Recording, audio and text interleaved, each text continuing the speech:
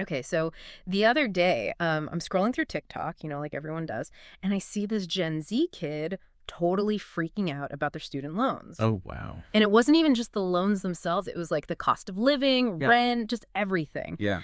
And I swear I had this like wave of my own post-grad existential crisis coming back. Right. But there was just something about how they were talking about it, Mm-hmm. this like mix of dark humor and this really genuine concern. Yeah. It hit different. It really got me thinking, what is going on in the minds of Gen Z? Mm. So to answer that, today we're diving deep into our Gen Z. Okay. We've got a mountain of posts, we've got comments, memes, you name it, all from Gen Z themselves. Yeah. And you know me, I love going straight to the source. No filters, no interpretations, just unfiltered Gen Z thoughts. Yeah. The goal today is to get past those stereotypes and actually understand what shapes their worldview. Exactly. Using a platform like our Gen Z gives us such an unfiltered look into their lives. Yeah. We're not relying on, like, older generations trying to tell us what Gen Z is thinking or feeling. Right. We're seeing it directly from them, which is so valuable. And believe me, they are not holding back. Yeah, right. Just browsing through even just the titles, I'm already seeing some recurring themes. Like within 1 hour of waking up on payday, I spent 60% of my paycheck on bills. Oh, wow. Oof. That one hit close to home. It seems like financial anxieties are huge for them. Absolutely. And it's not just about frivolous spending either. Right. I mean, a lot of these like economic realities that they're facing are just vastly different from what, millennials even experience. Right. The cost of living has just skyrocketed. It's insane. Wages haven't kept pace, and then you factor in student debt on top of that. Yeah. It's a recipe for financial anxiety. Yeah. And it's not just about the numbers either. There's this sense of disillusionment too. It's like this feeling that the system is rigged against them. You remember that We're So Cooked post? Yeah. That wasn't just about like being broke. Yeah. It was this feeling of being overwhelmed by it all. Yeah, that post is so fascinating because it speaks to like a collective sentiment. Right. It's not just one person's experience. It's become this like rallying cry for an entire generation. Yeah. And it's a very specific phrase too. Yeah. We are so cooked. Yeah. It resonates because it captures this weight that they're carrying. Totally. It's heavy stuff. But then you see how they use humor to deal with it. And it's kind of brilliant. Like there's this one with a picture of like a dad making a super corny joke at a wedding. Okay. And the comments, pure Gen Z gold. Dark, self-deprecating, but also incredibly witty. But their way of processing it, right? Yeah. Humor, especially dark humor, becomes a coping mechanism. It's how they bond over shared experiences and just make light of situations that might otherwise just feel completely overwhelming. Oh, totally. Sometimes you just gotta laugh so you don't cry. Exactly. But I also wonder if this constant need for humor masks like a deeper sense of unease.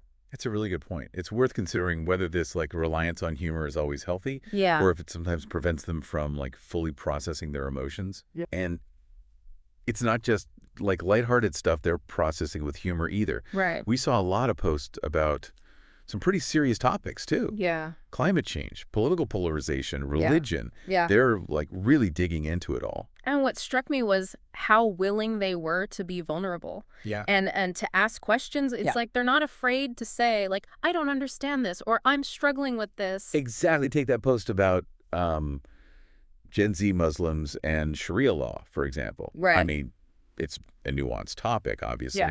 A lot of cultural baggage there. Right. But the comments, I mean, they reflected this genuine desire to learn Yeah. and to engage in like respectful dialogue, even when opinions differed. Yeah. It wasn't about, scoring points in a debate. Right. It was about understanding like these diverse perspectives, even within their own generation. It's refreshing to see that kind of openness. Yeah. Especially in like today's climate where it feels like everyone is shouting their opinions from the rooftops, Yeah, It's like they're actually taking the time to listen to each other. totally. And to hold each other accountable too. Yeah. There's a post where someone says, I don't think it's very fair to our generation. Yeah. And they're talking about things like sky high college tuition, stagnant wages, a housing market that just feels impossible to break into. For sure. They see these like systemic issues that are at play. Yeah. And they're not afraid to call them out.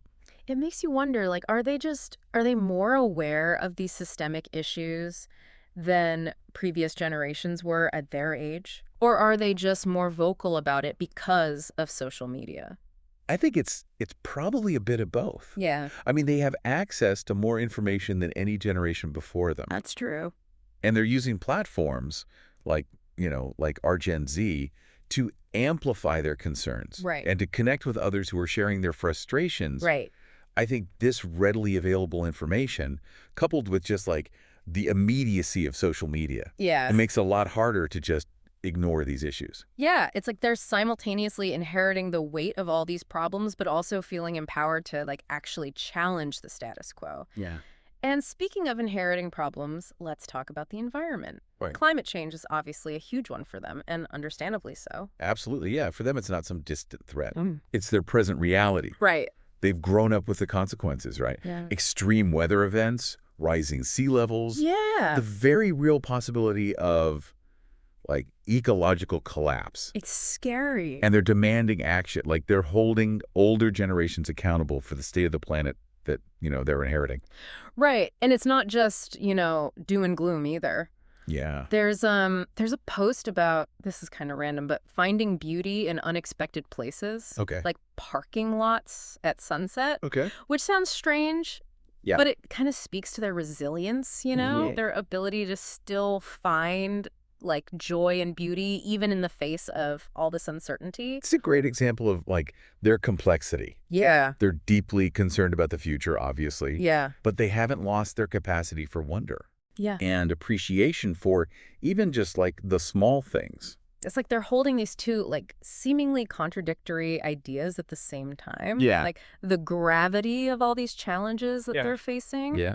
But then also this ability to find like beauty and humor in these unexpected places. Exactly. And I think that duality is like so central to understanding Gen Z. Yeah. They're not a monolith. Right. They're a generation full of contradictions, complexities, Yeah. and this like deep desire to make sense of the world around them. And they're not just thinking about their own generation either. Right. They're thinking about the future, Mm-hmm. about the world that they're going to be leaving behind for Gen Alpha. Yeah. There's actually a post asking for predictions about Gen Alpha. And some of the responses were like surprisingly insightful. Oh, yeah. Like they're considering the impact of technology and social change and like global events on the next generation. It highlights the sense of generational responsibility that I find like incredibly hopeful. Yeah. They're not just like passively inheriting the future. Yeah.